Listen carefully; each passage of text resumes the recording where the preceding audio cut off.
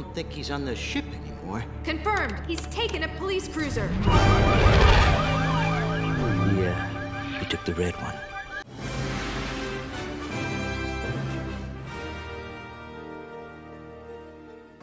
Hey guys, welcome to CartoonChat, episode 3. I'm Bryan Swan, aka athemocracy, joined today with Mark Warren. And K9 Biskuts. You can find him on YouTube. Kubo The Two Strings is made by Lock Entertainment, which of course were behind Box Trolls, Paranorman, and Coraline, so they have a pretty good track record of these stop-motion animated films. And people keep crediting Tim Burton for some reason. For some reason. It has nothing to do with it. Yeah, I thought that. No, for a second I did think Coraline was the only one that I thought was Tim Burton, just because it felt in that same wheelhouse. I guess of Nightmare Before Christmas, Nightmare Before Christmas and Corpse Bride. Right. So, yeah, we just got out of the theater. Well, we had to get here. It took about an hour. But, if I could start, I just want to start by saying...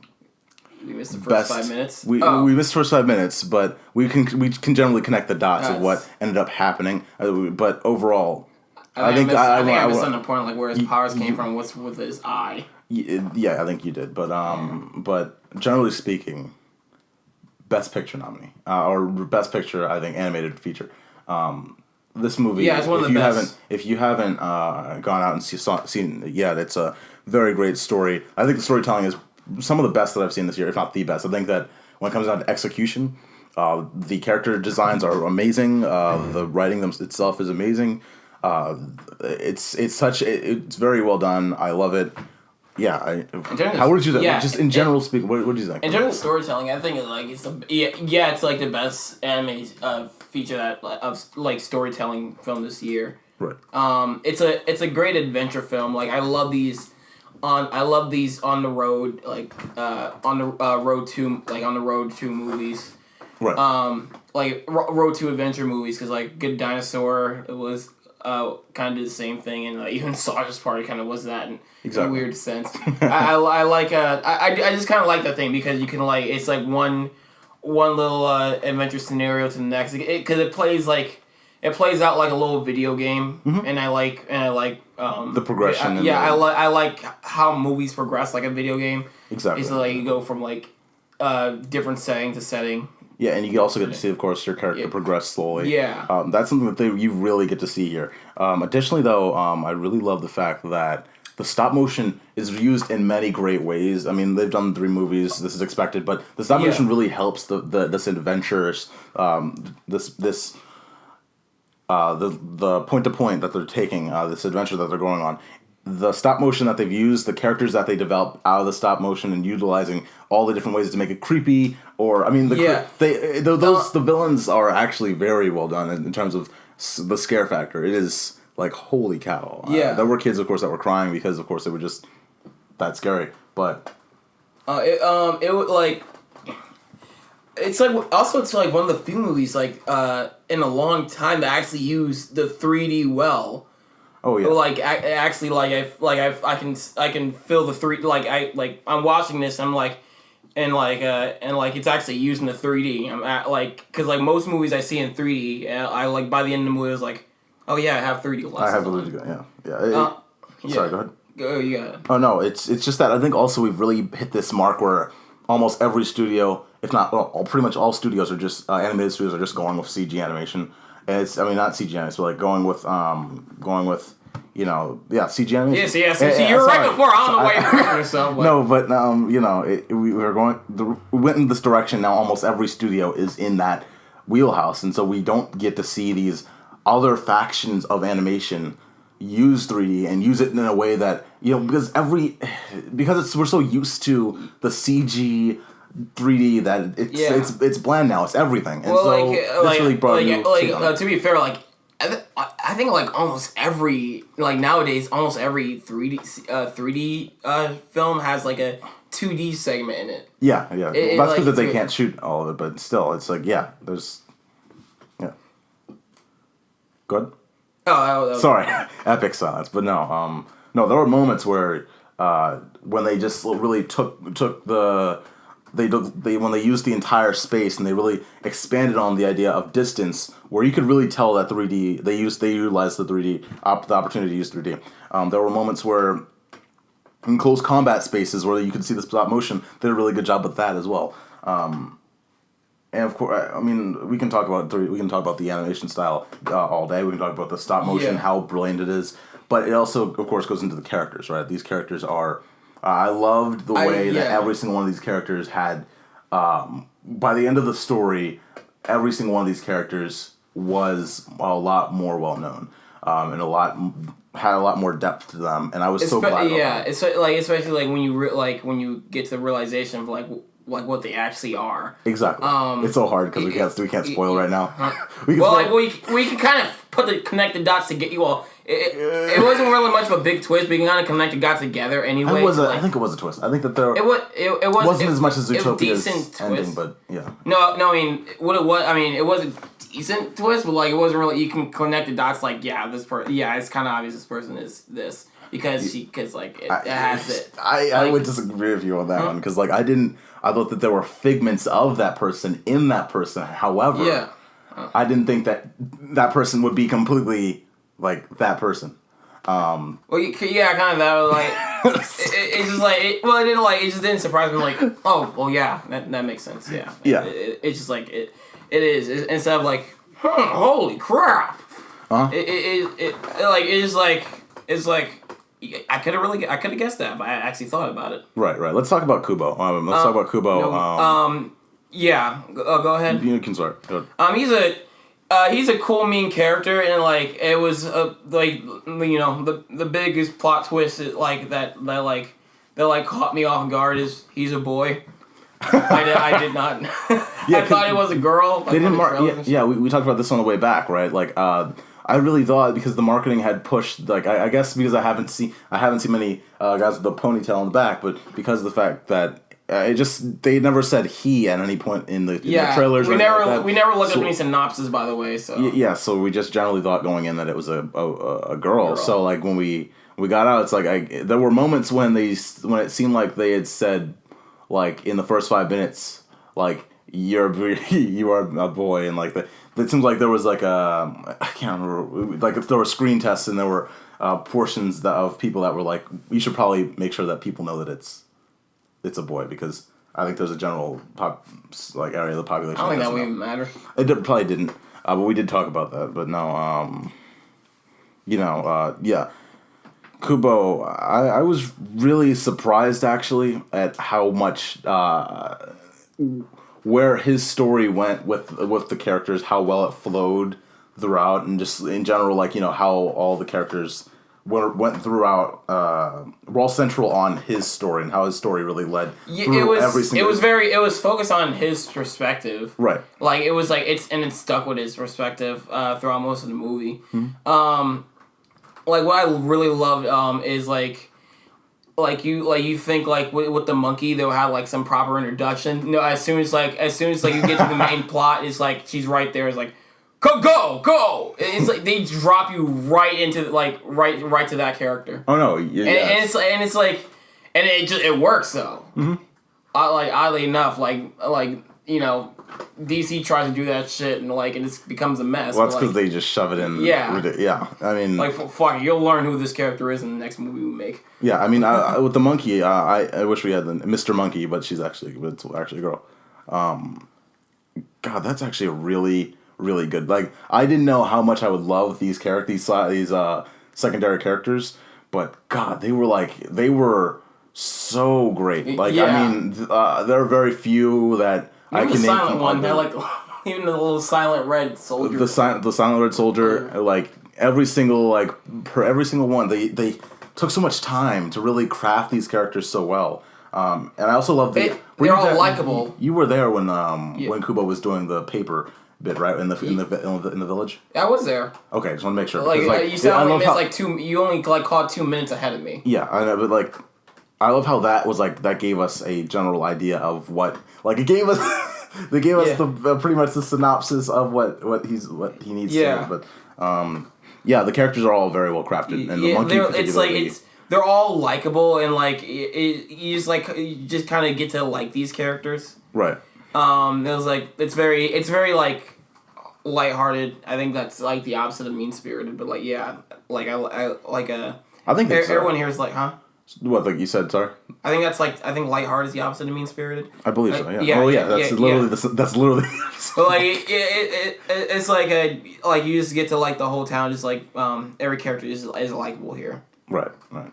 Yeah, they did a really great job. I love the way that they care. I don't know. There's so much to that we can talk about with Kubo, because it's just like I said, I think that this is if not best picture, because we did a podcast about a month or two ago talking about what's our favorite movie so far, animated film so far.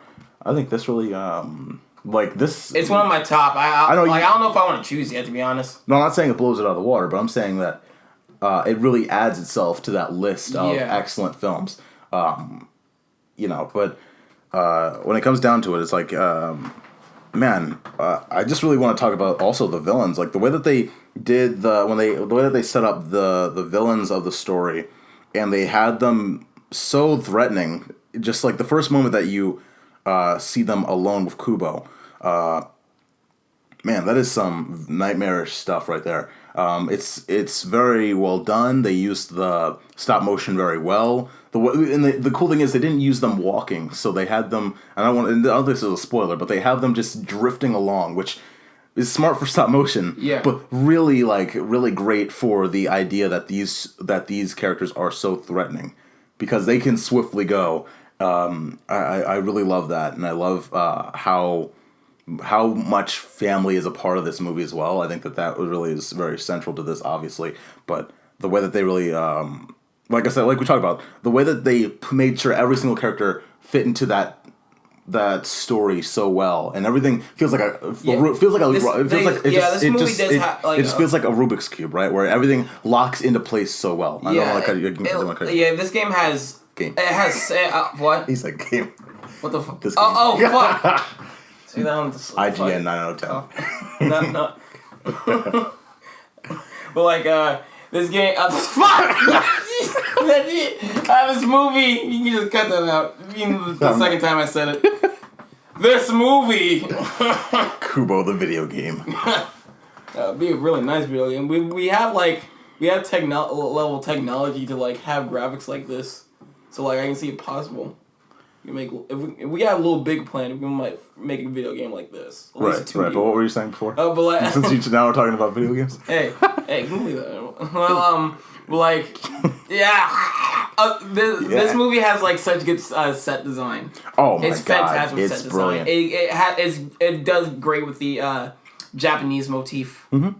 Like it's like it feels like especially like going with the 3D, just like it's just like it's all everything's just like so beautiful, especially when they go into like I fucking love the underwater sections. The underwater. Yeah, when Kubo jumps into the water and we get to see that surface layer, it's like, oh my god, like I don't know, the underwater section. It was it was incredibly beautiful, incredibly well done. Like I said before, just the way that they craft this movie, every single piece seems like it was important. Every single character, even the woman that we saw in the village, it was important. And we got to see how well they all intertwined.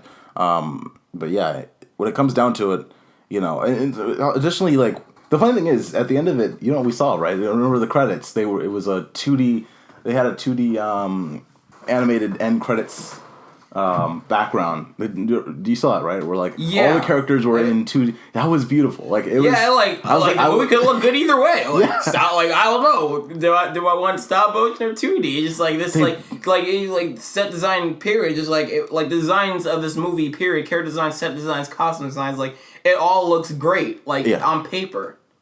It was I second you at 100%. Yeah. But I mean. Do you have anything else? I mean, I think that pretty much wraps it up. But like again, I don't know. You don't. I think you told me you like Zootopia more, but I still want to think about it. I like it. I don't know. I might change my mind. I don't know. I'm not ready to choose the best anime movie of the year yet. Okay. The only one is Moana at this point. The only other one would be Moana that I would threaten that title, but I don't even think Moana has a chance. This just feels so. I gotta wait till I see that. But we only see the teaser, to be honest. I know, but it feels like they're gonna go with a very similar style sort of setup. I'm not gonna go into the Moana right now, but it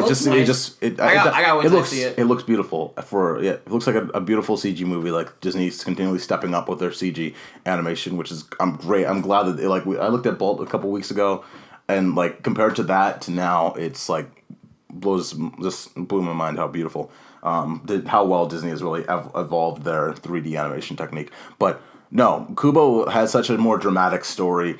You're really on the edge of your seat for the most part. You're really fascinated by the characters. You're enjoying every bit of the animation. You love this movie. You'll fall in love with this movie, and you'll find a lot of things interesting about many pieces of it. So I can't really. I would have to. Okay, I'm gonna cover. Yeah, James Woods is not in the cast. I thought he was. What's up? One of the characters sounded like James Woods. I told you. Oh. Yeah. Yeah.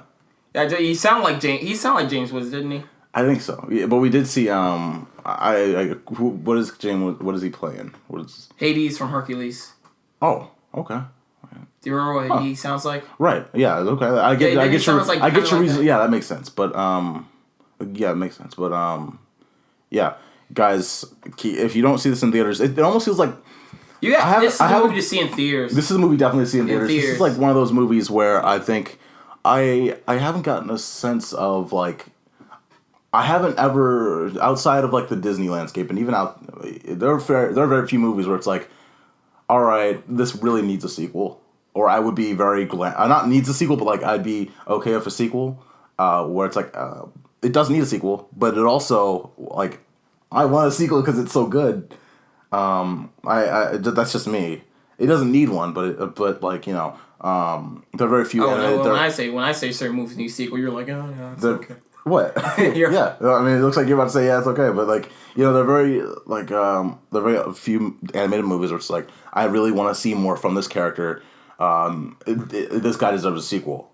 It feels like something that came out of Japan, animeistic. Yeah. So it's a word now. Animeistic. If it's not a word, it's a word. Animistic. Animeistic. Animastic. Let me try searching down. Maybe if I Maybe it's a company that's already made, and we're just saying the name over and over. If it's not one, I can make it a company. Yep. Be mine. I'd have to. Animeistic.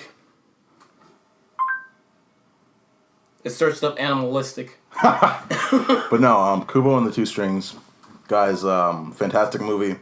Another great one from. Let me make sure I have the name of the company here. Studio Ghibli. It had the charm. It had Leica Laka. I don't know how to pronounce it, but Leica Entertainment.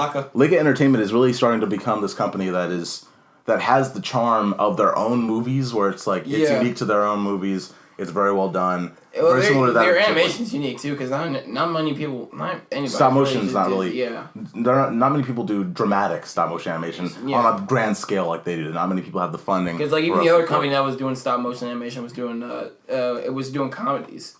Right. It was I don't know what the it was Aardmark. There we go. Because there's people who make Chicken Run Pirates and Gromit. But they don't go dramatic though. That's Well, actually, to be fair, Coraline and Kobu's are only dramatic ones. Box Trolls. It's more of a fun. Box Trolls and Paranormals, they're both. I know Paranormal is definitely comedy. Box Trolls is it's a comedy. Okay. Yeah. It's a comedy. Yeah, well, they're definitely getting us. They're definitely opening up a space for potential. But all their movies, they're all timeless. Right. They're all this, man, it's beautiful. Yeah, you could. Man. There's no pop culture. None of their movies have any sort of pop culture reference or anything. They're all timeless. Hey Kubo, what are you doing with that iPhone 7 over there and that Apple Watch your mom has on right there? And credit just watch me whip and nay. Shit. Got Anaconda playing. Yeah, stupid.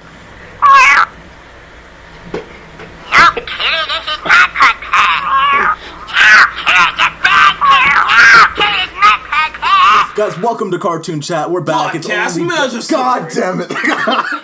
Welcome to the best. It's been a little while again, but we're back and better than ever. Guys, we have a lot of Cartoon Network stuff to get out of the way. Better than ever? I think we're slightly better than ever. I think we were better last time. I think that... I think this is going to be the worst episode ever. Well, I don't have much expectation for... I give this episode 2 stars out of 10. I give this episode a shining gooseneck, but that's not what matters here. What matters here is the fact that we've got a lot of news to talk about. Not news, but just things to just discuss. Let's talk about Mighty Magisword. It'll be hitting Cartoon Network within the month.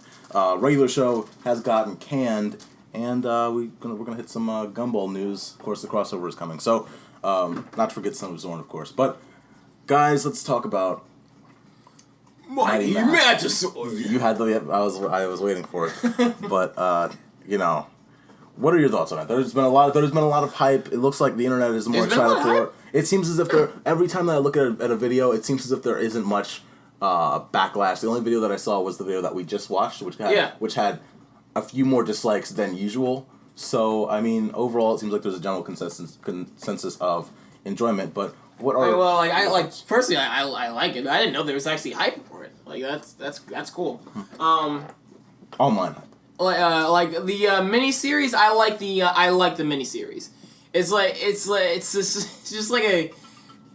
like cute little it's like inspired by an anime called Slayer. It's like one of my favorite anime ever. Right. It's sort of like this medieval Dungeons and Dragons sort of fiction. And then this is what this series is kind of going for. Right. Are you trying to charge your phone? Yeah. Continue. Distracting. We can't show the holes of the podcast. We have to keep going, man. The ship is sinking. Continue. Well, I really enjoyed the episodes of the miniseries. The jokes, they're not smart, or they're not heavy hitting punchlines at all. There's no heavy hitting punchlines here. It's just it's more of just characters, and it just runs off its own. It just runs if you begin to like the characters, it's just gonna sort of run off its own charm. Right. That's why I feel about it, and I really like the characters, and I really like the little corny jokes that just make me chuckle. I love this mini series, and I'm curious. I'm excited. I want to see this. I want to see a show of this. All right. Show of this. All right. Enough of this bullshit.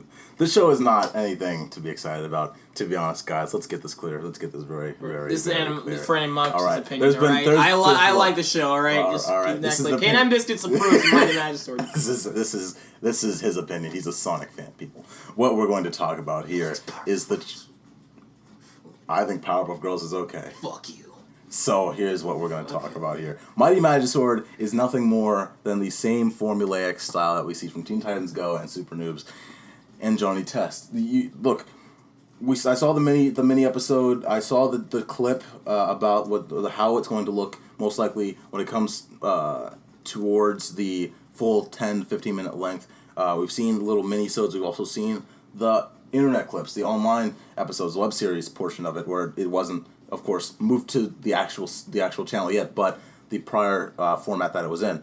We've seen its animation was cleaned up, but the storyline itself is still in that fast-paced style, and that's what I'm worried about. That's my major worry, because we've talked about this before, and I don't think you haven't discussed this yet, but I love the character designs. These character designs are beautiful and fun. I love the idea of the Magisword. I love everything about that. Of the world itself. There could be a lot of lore going in there. There could be a lot of discovery going in there. But from what the show is designed as, it looks like it's just going into that same sort of market that is based on Teen Titans Go, where it's fast paced, and Super Noobs, where the humor is bland and it runs and goes forward, and it seems like it trips on impact. But I mean, if you look at it from a financial standpoint, it makes sense for Cartoon Network to really make a show like this aired on Cartoon Network, because Teen Titans Go and Super Noobs, they bring in ratings. They bring in solid ratings. Kids like them. It's for that age group, whatever. There seems to be appeal for it, and it brings in ratings. So hypothetically, adding a third show just like that would give Cartoon Network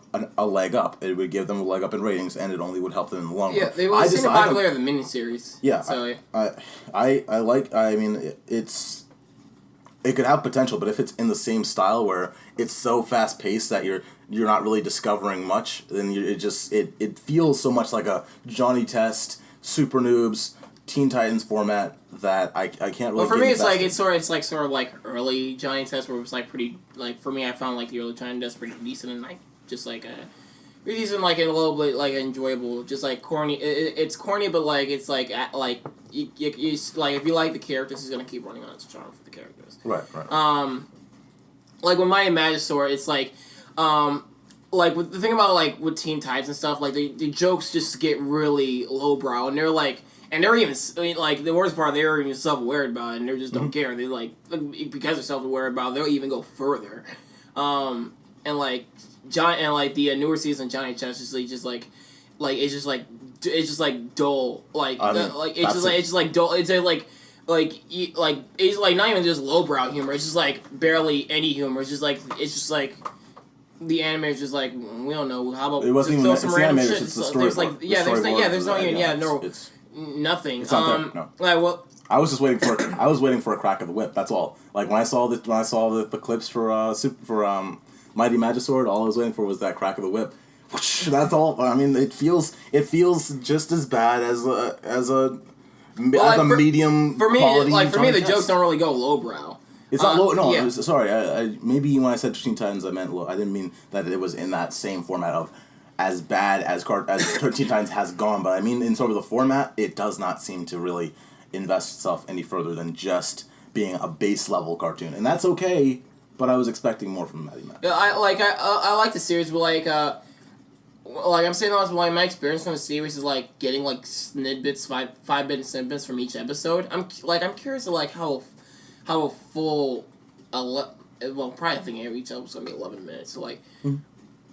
How full like 11-minute episode is gonna be? It's like probably the same thing, just a bit longer. Like I'll be okay with. I think it'll just be like a fine series for me. So yeah. Cause like we both have our own Cartoon Network. Top five. No, we both have our own Cartoon Network series that we love and we hate. You love Powerpuff Girls, I hate it. I love Mighty Magiswords, and you hate it. I didn't say I love Powerpuff Girls. Oh, you like it. I like it. Yeah, I like Mighty Magiswords, and you hate it. So fuck you. We both got our own shit. All right. And you like Wii U, so fuck you. It's a coaster now. I liked it in the beginning. And then it was just like, we announced the NX, and we're going to run a re at the same time. By the way, fuck Wii U. By the way, fuck you. We're going to wait for Zelda. You have to wait for Zelda because, you guys aren't important. But no, I think, like I said before, Cartoon Network has done, Cartoon Network has done a solid job. What I love is the fact that it's not just crap on Cartoon Network. Right, you have a nice lineup of shows. I mean, regular shows are going to be here until the end of the year with Season 8 coming out. You have Adventure Time, you have Steven Universe, you have Amazing World of Gumball, you have Clarence, you have We Bare Bears. Those shows are the solid ones that are really good. Yeah, and then the backup ones, the B tier level, are the Powerpuff Girls, the Teen Titans Go, the now Super Noobs. Yeah. You have now, and I think Mighty Magisword will fit in that B zone that people find successful ratings in, but I don't think has any real depth. Well, how's the ratings on We Bare Bears? That's my worry. That's my. I don't know. I think that's B tier too. Even though the show writing is really great, but like it's very great. But like in terms of like the original the guy who created it came from Pixar, right? Pixar. Holy Disney. shit! He's been around, but no. Sorry, I cut you off. No, I was done. Oh, but no. We Bear the thing about We Bare Bears is I love it. I think that it's one of it's probably going to come down just like regular show to the merchandise and the ratings. And if the ratings slip, then it goes. Like, I think that we'll talk about this later we'll talk about this next. Are we done with Mighty Magisword? Because we'll jump right into the next topic. All right, guys. Talking about Cartoon Network in general, let's go into the regular show cancellation. Now, regular show's been here for 6 years. If you see my review in the beginning of the year on Athemocracy, 6 years. What's up? It's been on for 6 years. It was one of two of the series that truly is thought of as the start of the revival of Cartoon Network. Of course, the other being Adventure Time. It came out in 2010. It came out in 2010. Those two came out in 2010. Holy shit! I remember being a kid looking at that trailer. I put out a teaser. That was the first thing I put in the beginning of the video. But it was like same reaction as like Adventure Time. Like when I first like saw like the initial trailer, like this show looks fucking dumb. And I watched an episode. And I watched an episode like, this show is fucking good. Yeah. It's like, this is growing on me. This show is fucking awesome. Yeah, I don't know if you have the same love for Cartoon Cartoon Network. I don't know if you have the same love for regular show as I do, but I really enjoy it when I catch an episode of it. I just like when I don't like. I don't have the time, so like, right. like when I do catch an episode on TV, because like, it's like there's like, when it's plot lines, it's like, it doesn't like, keep itself on the plot line. It's like each episode can be opened up. Right. To like anyone, and I can sit and like when I catch it on TV, I can still enjoy an episode of it, and I just like it still makes me laugh. I still love the characters, and I love the chemistry between them. Yeah, and I love the formula, and it just like works for me every time. It's just like it's normal, like normal things are happening, and it's like just a weird one little stupid thing that just caused all supernatural to break to break loose, and like what the fuck is going on? Right. And it's like all like comes together, just like everything just turn back to normal by the end of the episode, and it's just like so. It's like I love that. Right. I have a lot of catalog toward my knowledge of regular show, but the overall thing, what I usually say about regular show is that it doesn't feel like you're watching them. It feels like you're on the couch with them because the chemistry feels so natural, like that you're just right there. Mordecai and Rigby's relationship is literally one of the best on television right now, if it's not the best. Like I think that you find with those two is probably some of the better interactions that I've seen from Cartoon Network. Probably.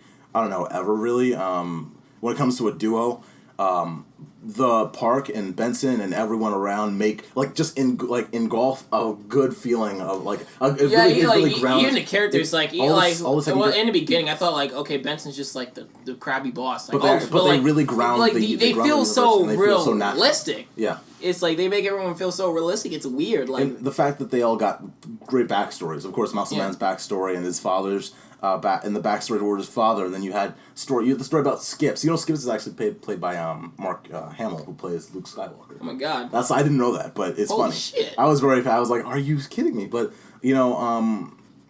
I have a general knowledge, and like for some reason all I can remember are the later episodes. Or the older episodes. Like I remember the first episode I saw, the Cheezers episode, where they lied about getting grilled cheese. I remember. I don't know why I remember that, but I just like remember those shows where it's like I remember the premiere, sitting there like waiting for this thing to air, just getting excited for it because like those the clips leading up to it were just like two really stupid fun dudes that were just trying to make the most out of their like park like job, right? And I like J.G. Quintel, as I said in my review, I have to give it to that team.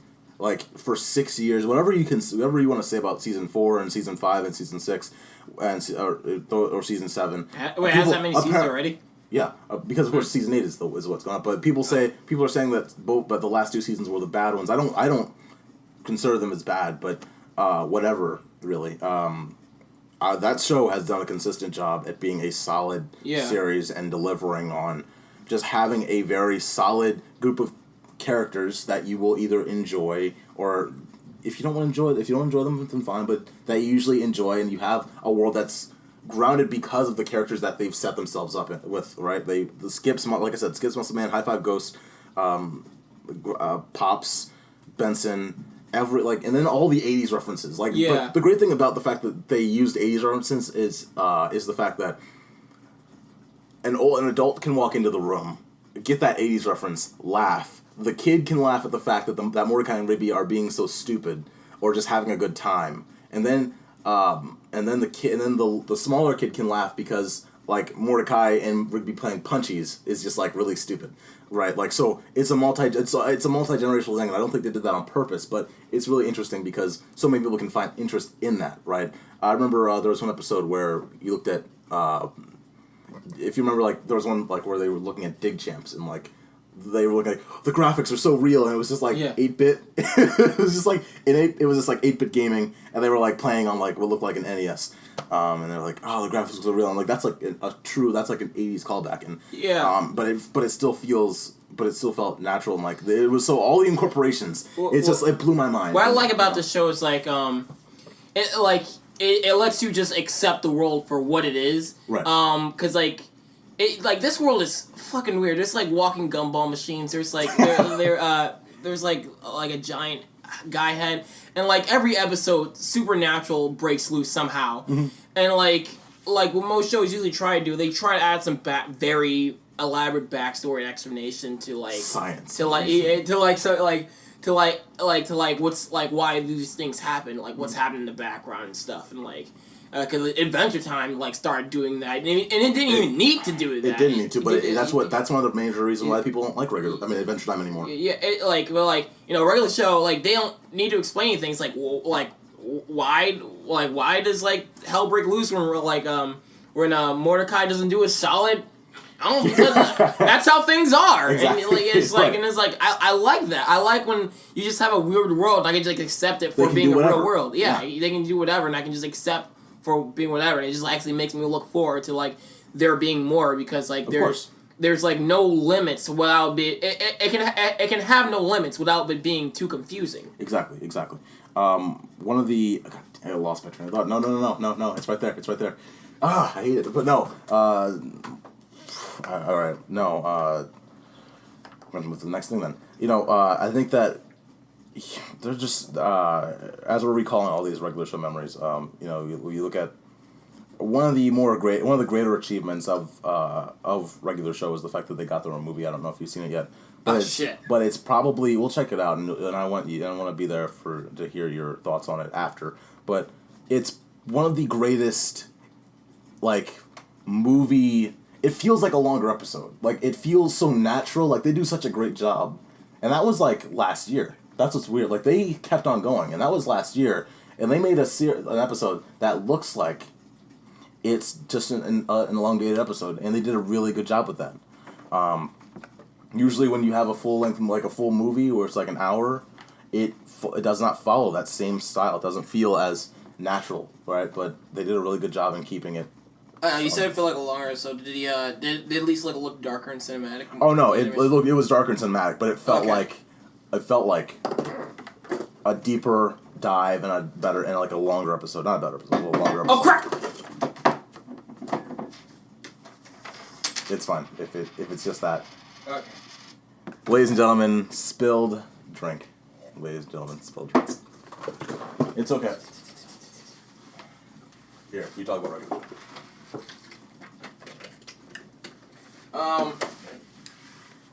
Yeah, I think it's just like a shit show. It's like one of the worst things I ever watched in my life.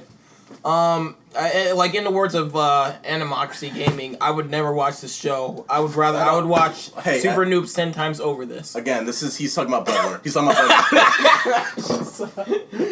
Good save. Well, shit, I forgot what I was about to say. I think I already said that with all my regular show. I don't know. Like, I think that's all I need to say about regular show.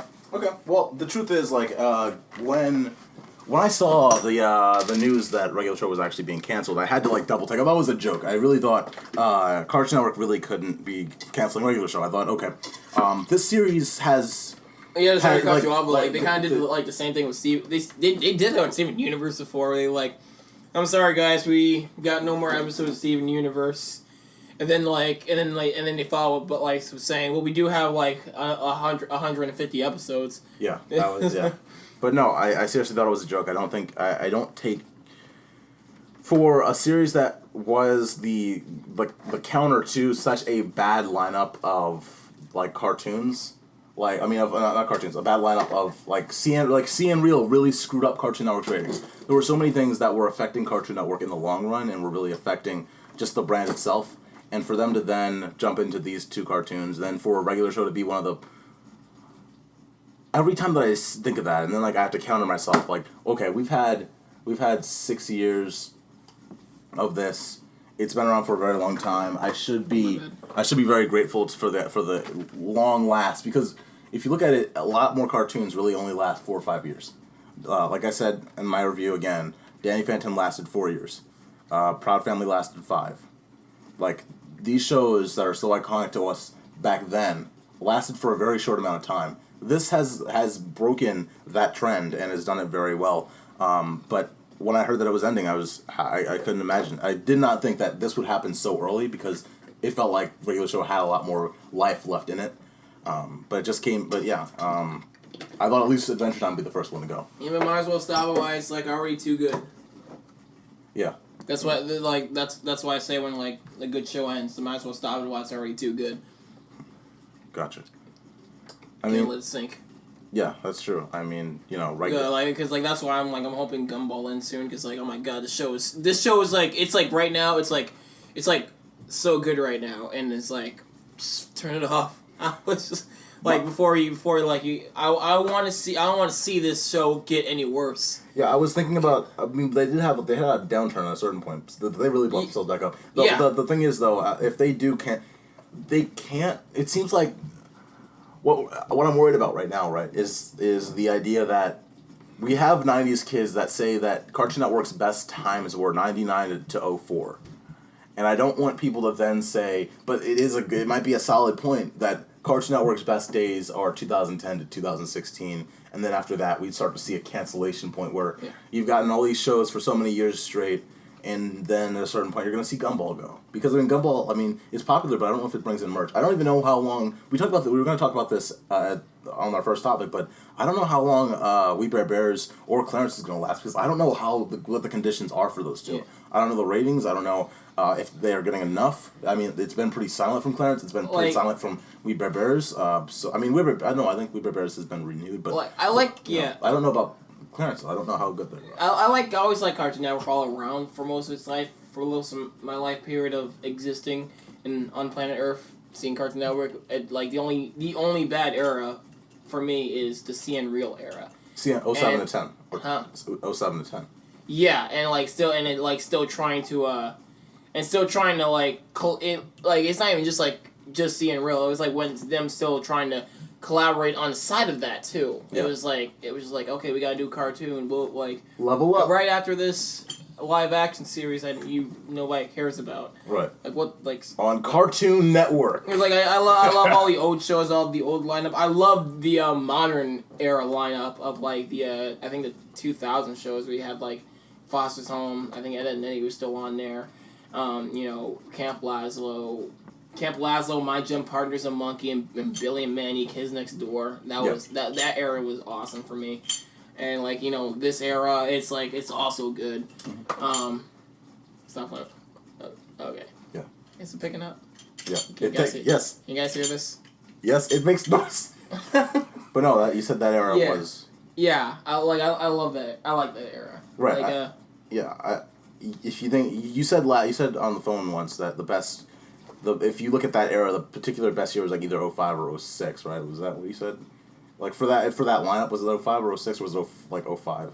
Was it when I had that lineup? I think it was 05ish or something. And I think what we're gonna see now is that 2016. Hypothetically, if we were going to play that game, this might be the best year that we might see in a very long time. You have before cancellation, before the end of regular show, which comes out in December. The final episodes will air, but we have Adventure Time, we have regular show, we have Gumball, we have Clarence, we have We Bare Bears, we have Gumball, we have Steven Universe, we have, even as much as you hate Teen Titans Go, there are fans of Teen Titans Go. We have there's such a wide slate now. I don't hate too much. it's hit and miss for me because but just in general, the cartoon lineup, right?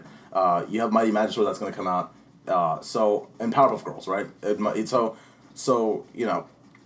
There's a wide array of series from Cartoon Network and from outside sources. And I think that this is probably the premiere year that we've been waiting for since 2010, or since CN Real really crashed the network, and since the network really went down.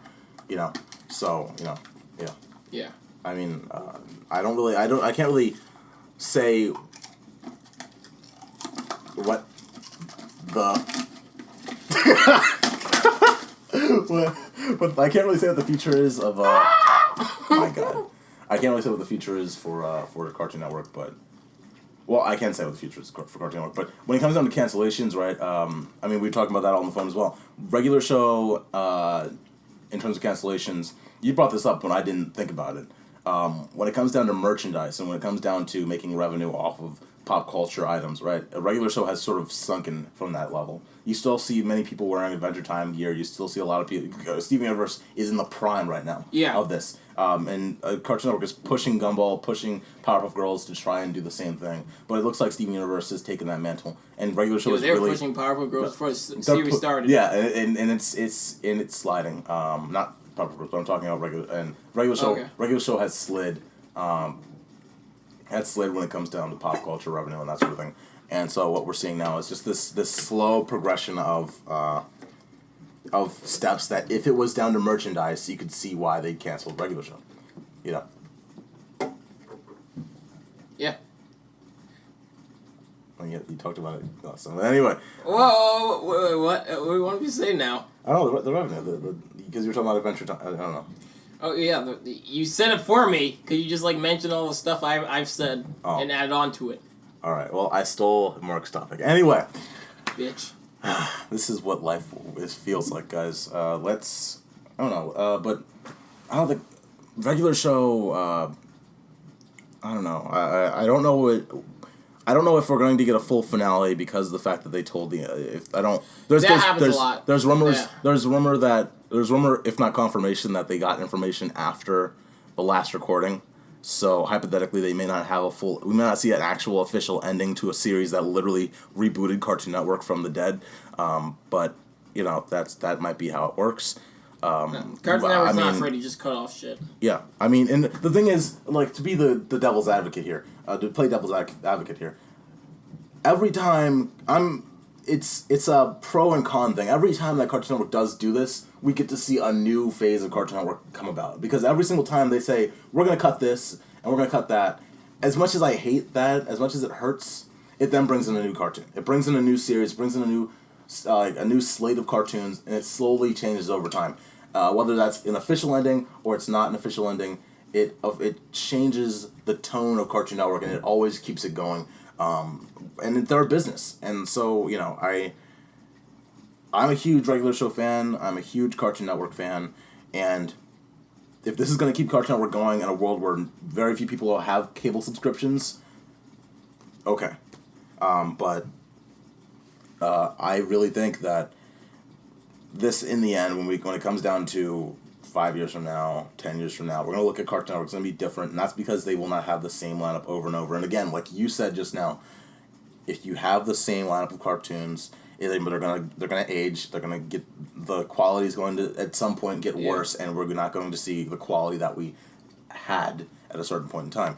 And that's just how it works. That's how it becomes that way. I think the term is devaluing. Yeah, and, jumping the shark as well. But yeah, I mean, we've seen it with Fairly Odd Parents. We've seen it with SpongeBob. Nickelodeon's unrivaled in doing things like that. We're just holding on for same thing with video games and movie business. Again, that's Cartoon Network. That's the way that it goes, and that's just time. That's we have to expect the fact that things are going to shut down. I mean, like I said, it's funny because a couple of years ago I did say I expect regular show and Adventure Time to end at a certain point. But now when regular show ends, I'm like, no, and that's it's time, it's expectation, it's the way that time rolls, and you can't really look back and say. I mean, you can look back. You can get, the great thing is you can always go back, get a DVD set, get a VHS set of whatever cartoon you're missing, and go from there. So just enjoy, have fun, and that's how it works, right? So, Gaming Podcast now on Athemocracy. Looking to the future of Cartoon Network, let's talk about this awesome news that we got a week ago. The Amazing World of Gumball, been around for 4 years now. Finally getting a crossover. Finally. I mean, it's very surprising that it hasn't already, but... Yeah, kind of saw this coming from a mile away, because the show is already a crossover within itself, with all the different art forms it has. It's gonna, I bet you there's a cameo somewhere in that show that I don't I haven't found out about yet. Right. But it's it's different shit everywhere. Exactly. So it's bound to have a crossover. Yeah, I feel like it's less that we'll see them going to someone else's world, and I think that someone else Yeah, will go to their world. It'll make more common sense. I mean, the world is... It'll be weird. It'd be stupid if they didn't use the world of Gumball's universe to, like... Why? Well, they can do both if they want. They can, but it would be stupid not to. Steven universe did. I like that. True. I mean, but still. You know, who do you think? Who do you think's going to be... Who's... I mean, we can play this game of, it could be anybody. Of, like, that's the great thing about it. But if you for you, it's like you don't have a particular, like, cartoon that you think is going to victor over the others right now, right? Or yeah, because like you got Cartoon Network has already had these weird crossover with their recent shows. I mean, like did it like. Seriously, I didn't believe Uncle Grandpa and Steven Universe when I first heard about that. I still don't believe it. And I still ignore it. And I didn't like it. It was like, and it was weird. Like Teen Titans Go and Powerpuff Girls. What the fuck? No, that had potential. It was just that you had the wrong Teen Titans. And the wrong Powerpuff Girls. Yeah. So it works. I mean. You had the wrong Teen Titans for the wrong Powerpuff Girls. Yeah. Okay, I'll acknowledge that. But, yeah, had potential to fail. But, you know, we've had many crossovers, and I think that this will be the next slate. It looks like this is probably what seems like the new Cartoon Network era from the new 2010 forward. It looks like we've gotten the only 13-minute crossovers, which I think really kind of...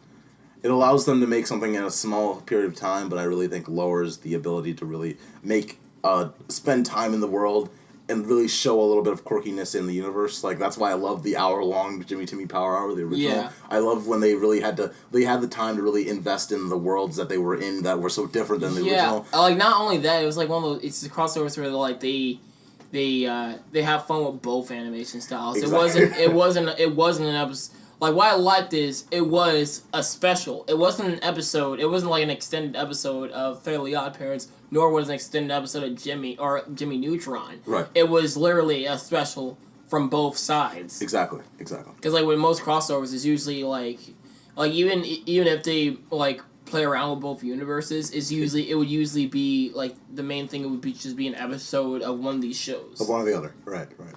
I mean, even things like Kids Next Door, The Grown Adventures of Kids Next Door, another great example. Like, I love the more than 30-minute crossovers that really allow for that expanded time, and that's one of the reasons why I hate the fact that we've gotten these. I like it. Hate that crossover because, like, the what? Grown Adventures of Kids Next Door. You can't really hate it though. It's fun. It's fun, but at the same time, for no reason, they just made everyone in the Kids Next Door an idiot. Right. Well, it's true. Yeah. I still thought it was funny though. Right. Enjoyable to watch, but yeah. Yeah, I mean, so when it comes down to the Gumball crossover, I took a lot more time and thought into what possibly could be the major characters that could make their way over, because I was like, all right, what can we see? I mean, the truth is, you're right, because we could see like Robin from Teen Titans, but in a completely different animation form because they design him in a complete whatever. Like, they could do something with him, or they could keep him the same. Like, that's the cool thing. They could they could do many different things. But when I start, like, I started with getting rid of Adventure Time, getting rid of Adventure Time, and getting rid of Teen Titans. I forgot, get rid of Powerpuff Girls as well. I think Teen Titans and Powerpuff Girls recently had a crossover, number 1 and number 2, and I don't think they really fit in that world. I would give it to somebody who hasn't had a chance, like We Bare Bears or regular show.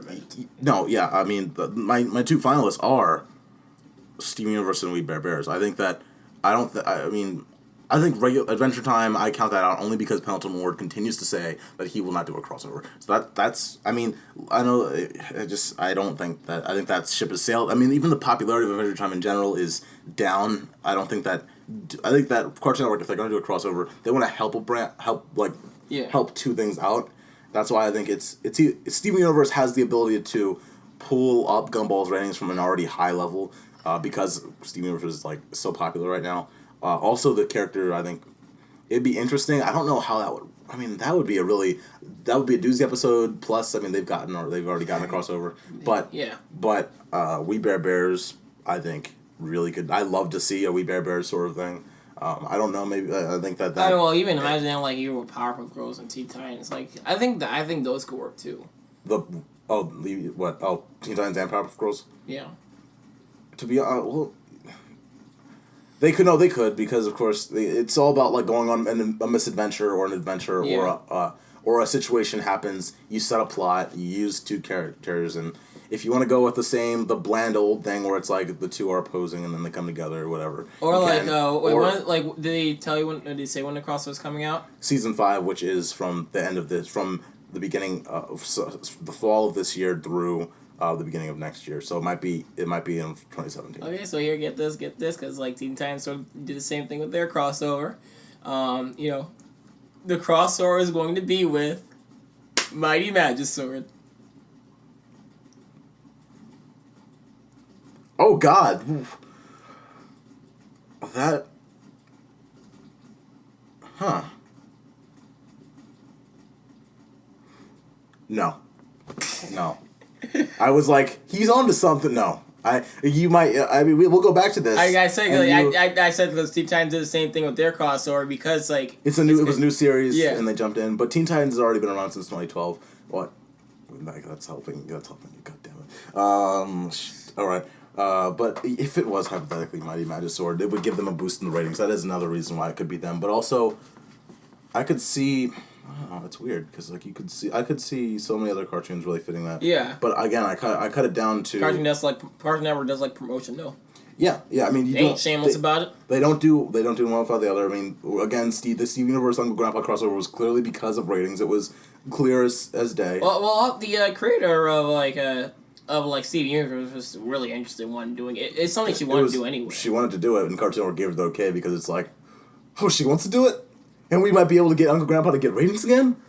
I think it was a passion project. I like that crossover. They could be a passion project. I'm saying that Cartoon Network okayed it because, cha-ching. I know. Like I feel like the creators were like I know we're friends in college or something from what I heard. That is true. So maybe you're there. Could be both. Yeah. But yeah, still. Could jump in them. So yeah, Mighty Magisword is a possibility. I feel like more of that instant is like of Ching is the Teen Titans and Powerpuff Girls crossover because Powerpuff Girls is like it was a new show coming in. Exactly. Because even though it was already existing, you still got introduced to a new audience. Mm-hmm. So they're that same audience, that child audience, is watching Teen Titans Go already. Right. And which is still boy demographic, but still kind of unisex. They can see girls in it. So if you you can say there's also I say there's even a bit more of that instance of of that in the Teen Titans Go Powerpuff Girl crossover. Gotcha. Yeah. No. It's pretty clear. I mean it's fairly. It's sad, but it's obvious now that we're adults. It's like, oh, these crossovers are made for particular reasons and clear reasons. But, yeah, I mean, you bring it down to and you lock down Mighty Magisword. I'm going to. I don't think probably something else, but that was a theory though. For right now, Mark locks in Gumball crossing over with Mighty Magisword. Not sure why not. Fuck it. All right. Mighty Magisword and I'd say regular show.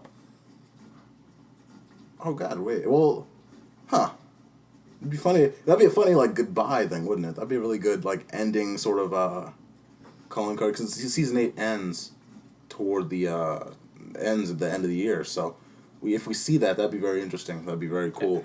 But yeah, I mean, as always, the planners and the writers have done this months ago, so if they did, that'd be a great thing. You match up regular show and Mighty Magisword. Yeah. I'll lock in Steven Universe and We Bare Bears. Those are my two. I see the potential between the two. I think that would be really interesting, and I think We Bare Bears needs a shot. I think that it needs a little bit of electric because it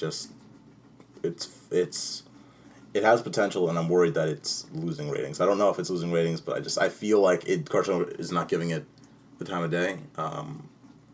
So that's just my general thought. Yeah. Tune in in the next couple months or so when we discuss the Gumball and Super Nudes crossover. Right, or we'll be dead. Either or. But guys, I mean that's a wrap up for Cartoon Network stuff. Let's do.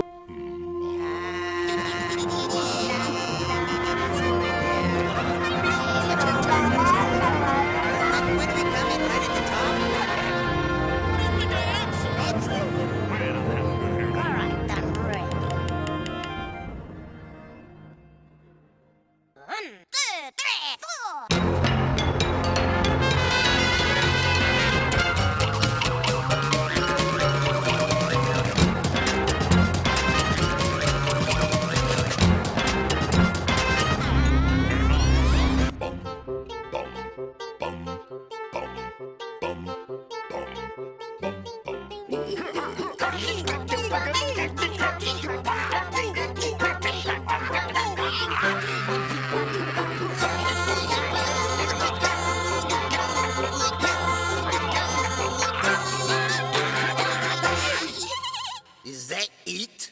No, that is not it.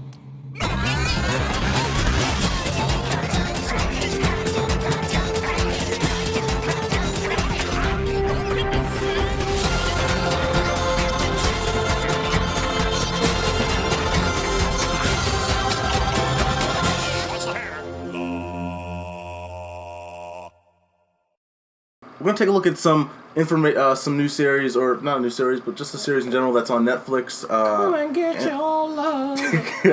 And that is F is for Family. I think F is for Family. Man, I don't really. Those 6 episodes. It took me a while to really love King of the Hill. Well, no, King of the Hill. I think is one of those shows that is in very similar light to this. I think that F is for Family really dives into the very similar nature of King of the Hill. It's more. It's like the humor is very down to earth. Right. Realistic. It's so relatable that it really makes you just enjoy every moment of it. Pretty much, you seep it in because of the situations that they get themselves into. Yeah. One thing that I really found that was like one of the funnier moments or the funnier things about it was the family dynamic. Right. Like King of the Hill. I didn't want to make this an apples to oranges like King of the Hill versus this, but if we're comparing something that's like the closest to it, King of the Hill only had Bobby as a kid, but the fact that they have like different age levels, like they have the teenager, they have the mid teen, the mid kid, and then they have the young girl, right? And of course you had the mom who wanted to do more, but then because there's so many things to talk about, but that family dynamic was really made for some hilarious scenes, some crazy scenes, some interesting scenes, you know? Yeah, I have my phone on silent. Yeah, no talking during the theater. But yeah,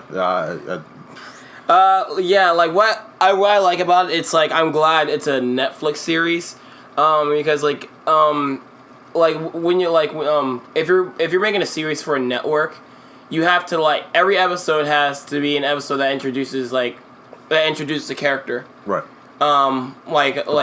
There's certain exceptions if they're like in like very mid-season story arc or something. Right. But like you have to introduce a character and you have to explain, and every episode has to like find a clever way to explain like an ongoing plot if they're having one. Exactly, but this just jumped right in and I love that. You felt like the story was already starting. You weren't starting at a certain point. It was going. Those 6 episodes were just in a situation were a part of this family's life. Yeah, like it has every right to have a bad ending because it's going to continue to the next one. Of course, yeah.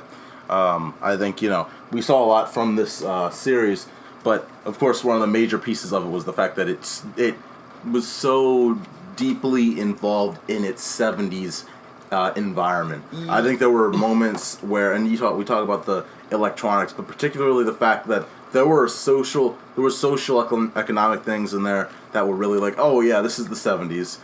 There were things that like that were just expectations from overall families that were in the 70s and living in the 70s that you weren't able to really go around and flex much, and were new things in general. Like the wife that was for those 6 episodes, just like she was a housewife, and that was her, and she was being a housewife, but she wanted to do more. And that's a situation that grew, that obviously has affected truthfully into the 21st century. But there were many things that it's like you look at it from a dynamic of, oh man, that stuff you can clearly see a back and forth to what happens now versus then. I think there was one quote I can't remember about school, but why don't just call his son? Why don't just call our parents? Or like he had like a suspension notice, and he's like, and you have to get like a paper to sign it. Right. And he was like the system is so stupid. But like I don't understand. I don't get why they just don't call us. Right, and obviously now it's like that's the first thing they do. Like the suspension notice is like the last thing that's on their mind. They will let you know. But like what I like about like how this takes place back in the 1970s, like what I like when shows like take place back in the era, they don't have to focus at all on pop culture references. Oh yeah, they just have to have clever jokes about how things just worked back in the old times. Exactly. I love shows that do that. Right. I think that, when you look at it, like, and we keep going back to the 70s, but, the many pieces of this that just felt like, okay, well, remember kids, you're playing outside, or, hey, you're dealing with this situation outside, or, just the fact that, hey, drugs were heavy then.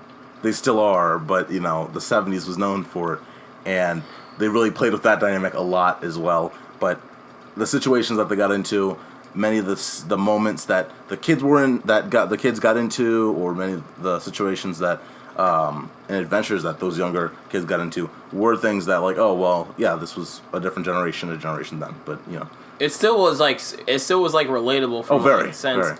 Like what I really like about the show is like the tone of the whole show is like it's like it's like so mean spirited, but like almost almost every episode, especially episode 6, just has a good payoff to it.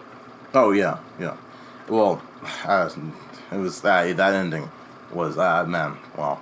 I mean, you said that the last half of episode 6 is your favorite portion. Yes. Of the entire series so far. Yeah, because like we want to do a spoiler. Really? I mean, we can talk about it. Yeah. Yeah. I mean, it's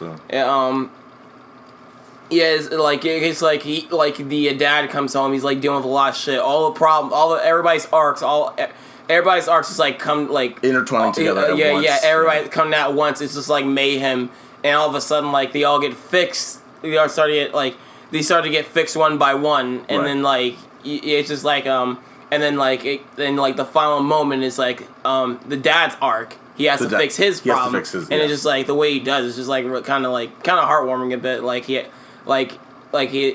how it's all coming together, and and it still doesn't even leave out till it still comes to like a realistic ending. Of course, it's all relatable. It's all very lifelike. There's nothing that's like I love these style of stories. They're not so far out of the blue where it's like, oh, everything's hunky dory. No, this is a life. This is a situation that happens, and it sucks for him, but we know that season 2 is going to have a lot of very interesting moments in it as well.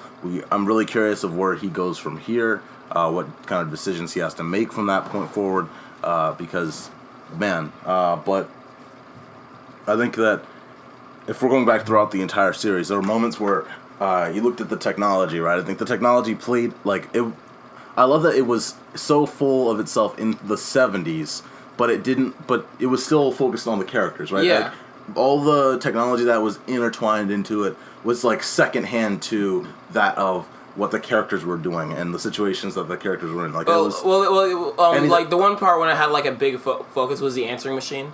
Yeah. I did like that. I love how they tied that in, right?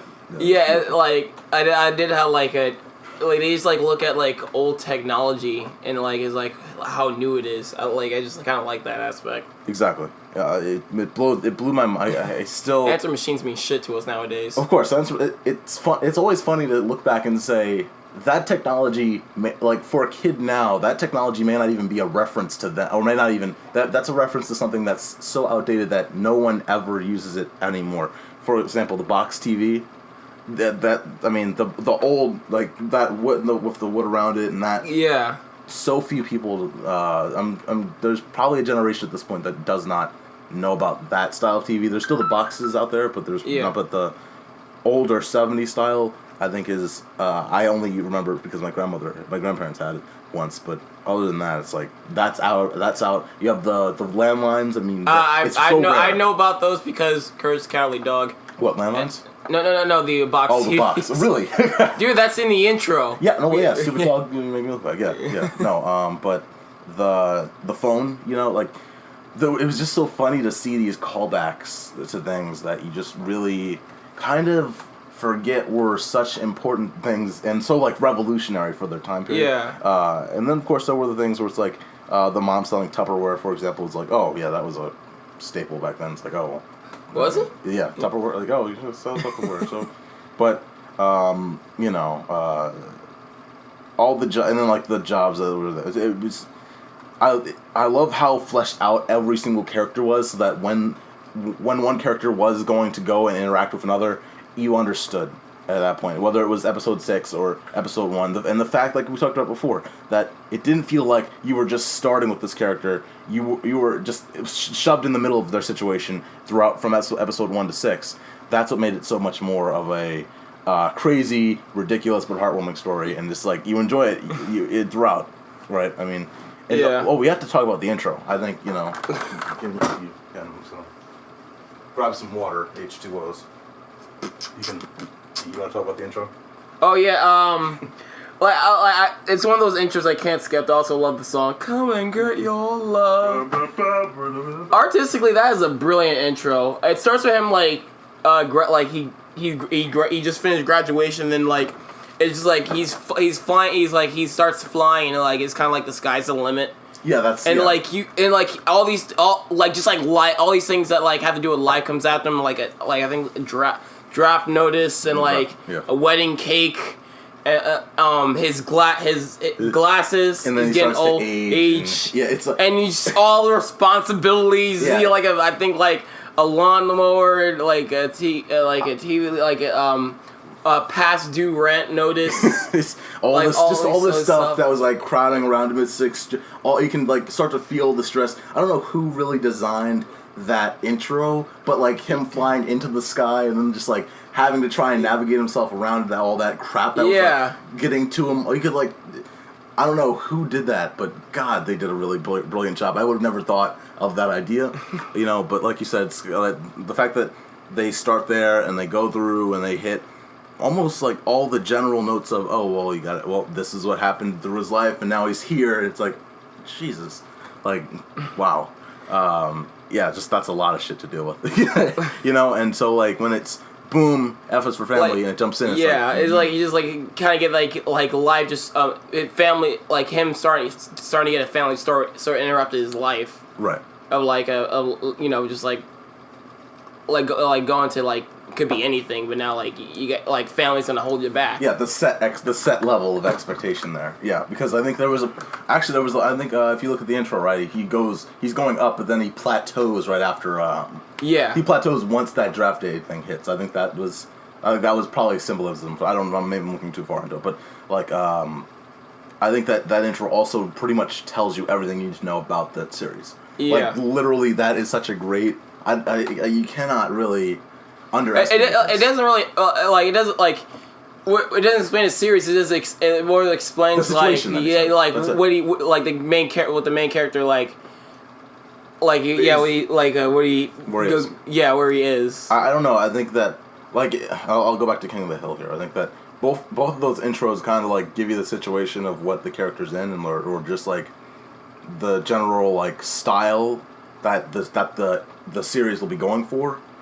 But I think that if you look at it compared to what King of the Hill offered, right? It's I think that this brings more this intro. I can say you can say King of the Hill because out of all the adult animated cartoons, it's mostly I think all the of course we're only going to be comparing the Fox ones. Yeah. Because they're all the ones based on animated families. Exactly. You can the thing. Yeah, sure. The thing that I would say is that you can mix. The intro is a mix between I think something like King of the Hill and Bob's Burgers, where Bob's Burgers you can kind of see what the situation. Yeah.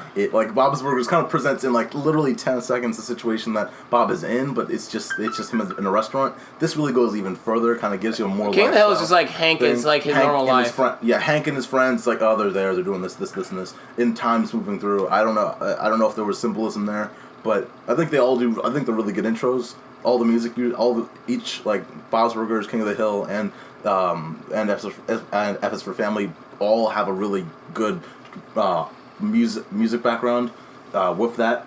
But I think that F is for Family really does something that I haven't really seen from an intro from that style. Yeah. That just kind of blew my mind. Oh man, I have to stay here, listen to this, and it really just it was crazy. What I really like about the show is the characters, especially the dad, because he's a unique protagonist type dad for a adult cartoon, because we have the modern like for like with the comparing the Fox series with the second McFarlane series is like the dads, like those dads are idiots. Exactly. Because Cleveland Peter and Stan, and you have like Bob's Burgers and Bob's Burger. I think those two are more relatable to this. Yeah. Like where they have where the protagonist is a father who has a family and is just like you're watching the situation. He's okay with it. He's like natural with it. Like this, this protagonist. I think he's Irish. I thought it was Jewish. I don't know what he. I can't. I couldn't tell. Well, like he's like first of all he's very Christian and like he has a very short temper. That's what I like about him. What is the iconic line? I will something through this wall. I will throw you through a fucking wall. Yeah. My favorite joke like he made he was like talking to the little Bill, the little brother, and he was like okay, if you're don't worry, if your sister gets hurt, call me. Just give me a call because I will come come right over and throw you through this fucking wall. And he said so casual. Yeah. And, it wasn't even an angry tone. He just said it so casual. Yeah, we have to. That character was really well done. But we need to really talk about this humor. I think the humor really. There's something about the way that they place the humor in this where there were very few times where I didn't find anything funny about a particular joke. Like the jokes were always like making me laugh at most of the time. There were jokes that were, because they were relatable, made me just go like laugh crazy. And then there was situational comedy where that made me laugh as well. They go all out with it, and it just I don't know how to describe this humor. It's not like, well, first of all, the humor is not like fast paced like the Seth MacFarlane shows. Oh, no. And and it's like and the like Bob's Burgers and King of the Hill, like their humor is more of realistic conversational humor. It's in the same tone, but I think that F is for Family takes it even further with their situational comedy. Yeah. Yeah. At least I would say that, because it was like, for example, the episode where the planter's peanut is that just like it was a situation that Mr. Coconut. She wanted to. What I don't even know what. Yeah, the coconut, right? Like she wanted to be a coconut, and like there was obviously a side thing where it was like in the background, if you were listening overall, it was like she wanted to be this, and her father was like, no, you can't be this. Only men are this. And then that's like the side. That's a side thing where it's like, oh, it's the 70s. So that's there. But overall, I was laughing my ass off because she had this like stupid like thing on. It was situational because she would turn her head while there was this deep like in-depth conversation about something, and it would just look so stupid, but it would be hilarious. And I don't know if that was purposeful, but I think it was. It had to have been. There'd be no reason for that. Just like come on. Anyway, it was just situational. Things that just made it hilarious, and this is where this thing excels when it comes to comedy, and they deserve an award of some kind. Yeah. Just overall, like if you look at the show overall, not just comedy, it deserves an award. If King of the Hill got an award, I don't know if they did. I'm sure they did. We don't really feel like looking it up. We don't need to. There's no point. Yeah, it just F is for Family really. They did get a my great award. Job. Yeah, that also matters. Yeah, I mean, you showed me the 6 episodes, man. I this is like one of my favorite adult cartoons. Like it blew my mind. And yeah. How was I sitting on this and not like that's where it's like kind of really surprising. Netflix is getting there to the point where the attention is starting to expand. I think more of their live action series are getting more attention, but their animated content is getting there. But they're. I would expect. I don't see much real talking about F is for Family. It's like there's no one. Really, it's like you said, it came out last year, and I had no idea about it. I've been listening to like podcasts that talk about it, so it's like that's why I like it got I had Netflix and I was like, oh, F for Family's there. Like people like YouTube channels been saying the show is good, right? So like check it out, and like oh my god, it's good. I'm hearing this through word of mouth, so like it's like not like it's not that infamous yet. Exactly. I mean, there's so much more we could talk about with this. I mean, I could spend more time talking about the way that they put this teenager. the teenager is so, I think, well, each person is well voice cast. I'm thinking, but particularly the teenager himself, the way his attitude, his tone, his actions are just so like perfect as a teenager. When I saw the first episode before I watched everything, all the rest of the episodes, like I thought he was going to be predictable and and unlikable, but they made him so realistic that he was likable because because they the way they put him into humor, they do it so well. It blends just. And it's not cliche. He's still he's still the same way no matter what. Exactly. It curses to his parents and everything. Yeah, and it felt so natural, and he feels like a kid that like literally is living in the 70s. It didn't feel like we're gonna take generic teen out of a current sitcom or out of a current live action series, place him here, and then kind of add some 70s quirks. No, this felt like you were naturally watching a series based on this, and hats off to them for doing that very well. Hats off to them for the younger brother and that scene where he was suspended, and God, that was hilarious. But watch the series, guys. I don't know. We can keep talking about it if we want, but I mean, I think there are like 5 million things. Saying like we're just hyped for Jesus. Season 2. Like what I like about this is like it's 6 episodes long. It's short, but it's satisfyingly short. Right. I think that honestly, nothing really overstays its welcome. Oh no. Like we've talked about before. Like I've talked about before, where it comes to King of the Hill, which I think is the closest. I think the protagonists are very similar, like really similar. They both work in a sort of management position at a shitty job, and it's middle America location, right? But I think that maybe it's because I've watched King of the Hill so many times, but I think that if this hypothetically were on Adult Swim, like in the same block where King of the Hill was in, I would have no problem rewatching this like over and over again, because it just had this pacing that you were just put in a situation. Yeah, it's like a movie. It was like a movie, or it was just like it's a 3-hour movie essentially. Yeah. I would even liken it to like if you just like walked down the street and just ran into this and just didn't even it was there. That was it. Like it was just a situation that you saw and it was there, and that's what this seems like. It just feels like a natural situation. And I mean, guys, check out F is for Family. It's on Netflix. It's definitely one of my favorite. It's definitely one of my favorite adult cartoons ever. Not the favorite, because what's on my high pedestal is Rick and Morty for me. Oh really? Okay. I fucking love Rick and Morty. Cool. Rick and Morty's awesome. Have you seen much of Rick and Morty? Yeah, no, I watch it from time to time. It's just that I've seen those are just so dynamically different shows. When you brought it up, I was like, oh man, I forgot. we were so in depth into this one. I was like, oh yeah, Rick and Morty, man. I've seen all of season 1 and 2. Try to one day just make yourself watch all the episodes. That show is so good. Yeah, no. Yeah, I mean the premise and then the situation. Just like this, the premise and the situations. Jesus, man. Yeah. You will laugh your ass off. But anyway. It's it shows like this scare me because the writers do so good when they it scares me okay, when they're having another season, I just hope that I don't see a fuck up episode.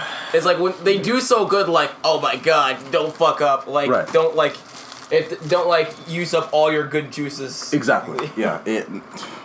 It's always running risk with anything that you love. Because we've been seeing shows that are so good and then they fuck up later, and when they fuck up, it's painful. It's so just distracting. It ruins the series.